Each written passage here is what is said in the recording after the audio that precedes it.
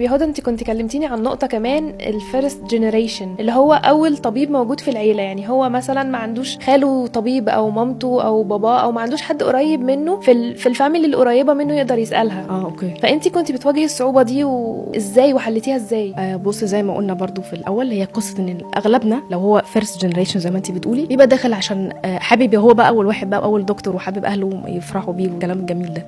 بس فعلا وانس ان هو في الموضوع ومش عارف يسأل مين ومفيش رول موديل مثلا يقول لا ده انا هرجع له، ده الدكتور اللي زيه بابايا بقى، خاله، ايا كان، عمي، مامتي. فالفكره دي بتبقى الصعب فيها هي الدعم ماشي، اهلنا بيدعمونا واخواتنا وكل بس ده، ما مروش بنفس بس ما حدش مر بنفس التجربه. بالذات بصراحه طب بشري في سنين معينه، سنه 5 و6 والحاجات الجميله بتاعت البطنه والاطفال بتاعتهم دي، بجد لا دي تبقى السنه ممكن تفتح في سنتين يعني عندهم. فالموضوع لو ما فيش فعلا في اهل طبعا بيدعموا يعني، بس انت محتاجه حد يقول لك I've been there يعني، وهتعدي، انا كنت هنا، انا كنت عملت حاجه زيك، انا كده يعني، فاهمه؟ وبلس طبعا ما بعد التخرج بيدعمك من ناحيه شغلك.